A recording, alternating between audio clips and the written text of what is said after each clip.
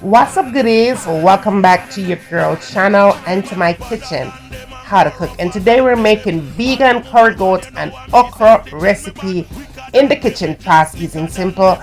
Good, make sure you subscribe if you're not already, and turn the post notification on so you'll know when I upload a brand new video. And for all of our returning goodies, on a no semi love no, when I'm ready for cook, let's cook. Look what prayer can do. Hypocrite and bad mind must slow. The same out what cheer for you, and the same one them would turn round and boo. Yeah. Prayer me I use and win. Prayer me I use and win. Okay, goodie, let's talk about it. We're using our canned chickpeas here already cooked. Of course, you could use uncooked one, but cook it before you use it, alright? Vegetable broth is what you'll need, and you'll also need your vital wheat gluten along with a blender, of course. Now, this is the first thing you want to do here. You want to go ahead, open up your can, and again, you can always substitute that out for beans that is not cooked, but you still have to cook them, right? You cannot use uncooked for this recipe. Now, just go ahead and drain off the liquid for sure. Add it into the blender, and then you're going to go in with the vegetable broth. Add the vegetable broth to the chickpeas and have it about an inch above to where the piece has stopped. Close it up, put it on the blender, and blend away for about 30 seconds. That's all you need. It doesn't have to be all nicely smooth out like a smoothie. 30 seconds, honey, and you are good to go. Go ahead, set it aside, and then you get ready for your next step. Now, in your next step, you're going to get your vital wheat gluten flour. Place it in your container. I'm using 2 cups here. Add some salt because you want to make sure that it has flavor. Add your black pepper, all right? Then you go ahead and you put in your onion powder alongside your garlic powder. After you have done that, you want to give it more flavor. So I'm using some all-purpose seasoning here. And to the all-purpose seasoning, I'm going to go in and add some cumin powder, and this is my organic cumin powder here. And of course, you could you don't have to use it, but for added flavor, go ahead and use that. Now, this is my vegan nutritional yeast flakes.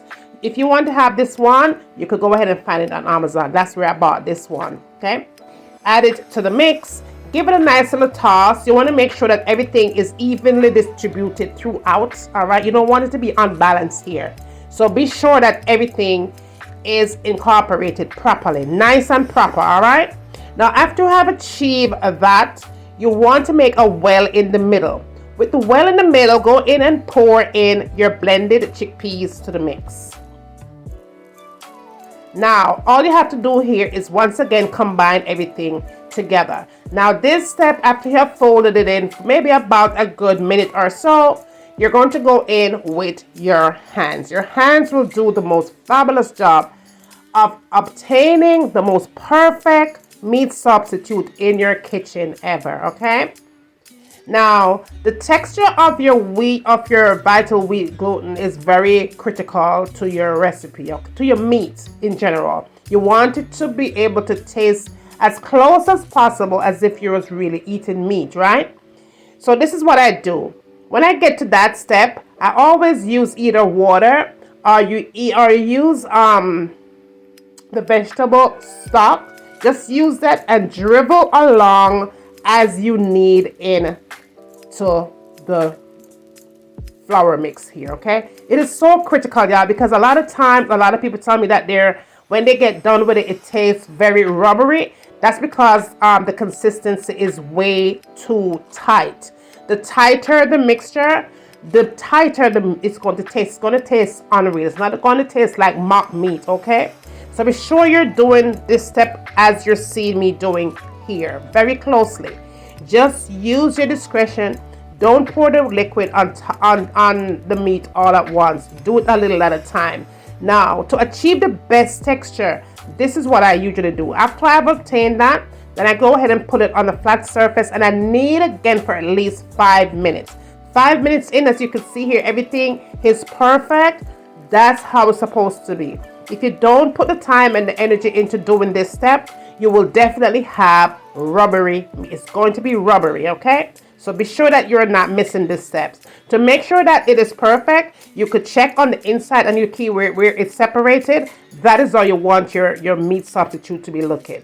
Now, because I'm making this particular recipe, I'm going to go ahead and just cut into my desired pieces. Now, if you don't want to cut into it, you can definitely just take your hands and just peel it off. Just break it into tiny pieces as you're seeing me doing in your next step here. Now, the remainder of the meat substitute, I'm just going to go ahead and put it in my freezer, wrap it up real nice and tight, put it in the freezer for another time. You could freeze it for a very long time. If you're planning on using it days later, just go ahead and place it into your refrigerator, nicely tightly wrapped, and then you will have perfect meat for another recipe, right? Now, moving right along here, in a pan, I did go in and add some sunflower seed oil, and that, of course, can always be substituted.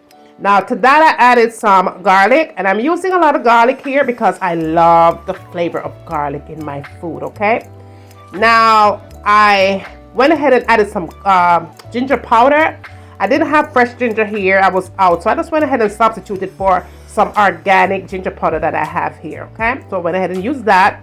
Now, all I'm doing here next is just nicely combining everything together here with my fire here again at a very low to medium heat here. You don't want this to burn, and you definitely don't want it to cook too fast, all right? So go ahead and make sure that your fire is in fact at a medium heat at least.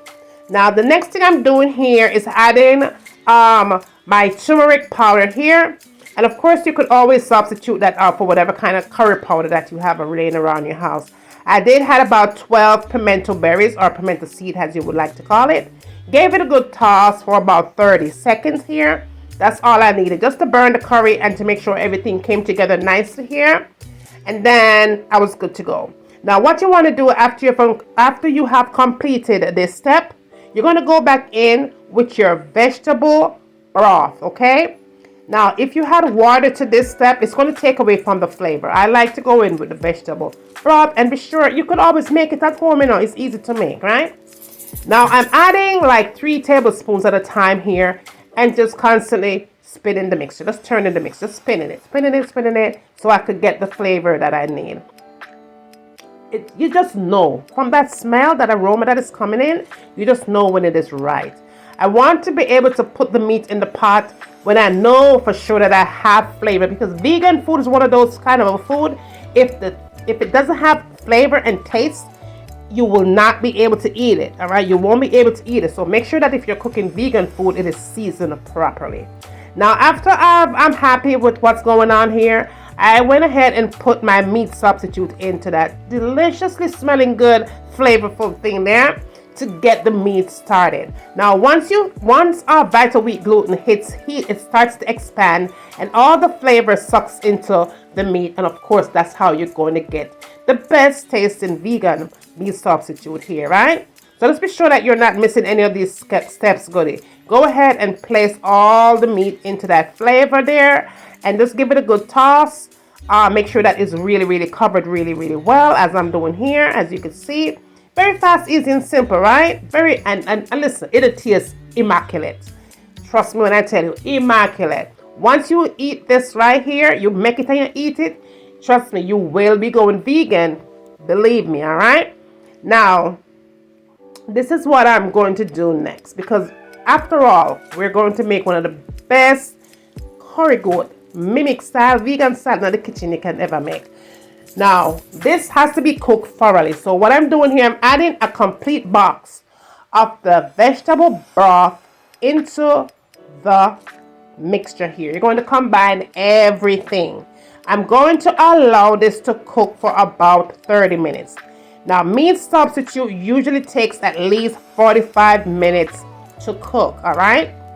But I am going to allow this to cook for 30 minutes and then complete the recipe for the remainder of the time. So go ahead and cover it up and move on to your next step. Now, while that is cooking for 30 minutes, I'm going to go ahead and get my okra ready. So in the blender, I'll go ahead and pour that in. And as you can see here, I'm using the frozen one here. So this is already cooked. If you are using the one that's uncooked, you could also go ahead and do this method, but make sure to add some liquid into your blender. But I didn't need to do that here because this is already frozen, okay? Just go ahead and puree it out. And I didn't really let it go all the way out. I still wanted to have chunks in it. So I just allowed it to blend for maybe about 30 seconds at the most until I was ready. Now, after 30 minutes, you can see where all that broth has cooked itself all the way into the meat. You can see where the meat has expanded. That's how vital wheat gluten is. It will expand on heat, okay? And it's perfect, perfect. So here's what's up. I went ahead and added the onions to it, chopped onions. We're going to give this thing flavor and turn it up a notch. I added some sliced carrots here to the mix, okay? And then after this comes a nice good toss, all right? You want to combine the onions and the carrots in. And of course, if you want to add different types of vegetables to it, this is the perfect time to go ahead and add it. You want to maybe add potatoes, you want to maybe add some celery. Just go ahead and pop it in, okay? Now, here comes my blended okra. I'm going to go ahead and put that in. Okra, whatever you want to call it, right? Yeah. You go ahead and you put that into the mix. And I did add some more vegetable broth to the blender to shake out whatever I had left in there. And I just poured it into the mix because I'm not trying to waste anything, right? Just go ahead and just pour the rest of it in there. And look at that good blended okra. Oh my goodness. Talk about healthy, honey. Talk about health. Talking about eating and not worrying about gaining a pound, right? Because you know, homegirl doesn't gain about 20 pounds over the winter time. Now here I am adding some chopped parsley to the mix, okay? And if you don't have the fresh one, just go ahead and grab yourself some dried one. I added a pepper here, but I'm not popping that pepper, trust me. And again, to give it flavor, those vegetables, I did go in and add some more black pepper to it. You could add any kind of a season that you want to add, but I did add some onion powder. And I also added some more of the garlic powder, okay?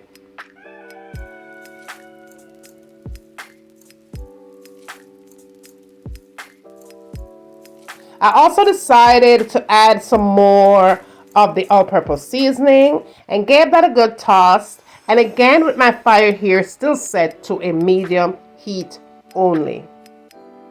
Because I don't want my food to burn up, you know. No, sir, we don't want to burn up food. Comes too far for burn up the food. So it's still here on a medium heat. We're just going to make sure that everything is nicely spread out. This is, it needs to be cooked, y'all. It needs to be cooked because it has only cooked for 30 minutes and vital wheat gluten does take about at least 45 minutes of cooking time. So I'm going to give this about another 20 minutes of cooking time. Just go ahead and cover it up nice and tight. 20 minutes later, we are all done. We have 45 minutes to 50 minutes in, and there you have it. Perfectly cooked vegan curry goat with okra and carrot and all the other good vegetables, honey. And the place is smelling divine. Listen, when I tell you this food smells so good, baby girl was having a ball with this one here. The thing is immaculate. It's delish. But she had hers on white rice. You could have it on potatoes. You can have it on just about whatever you want to have it with. But honey, on the other hand, I did make some fufu. And I did not put that on camera.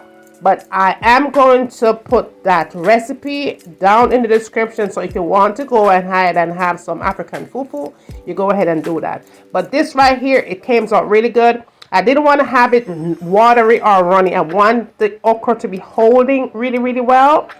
And it did exactly what I wanted it to do. If you want a little bit more gravy, a little bit more liquid, just go ahead and add you some water to it. But I prefer if you use some more vegetable broth to it. That way you do not lose the flavor. Okay?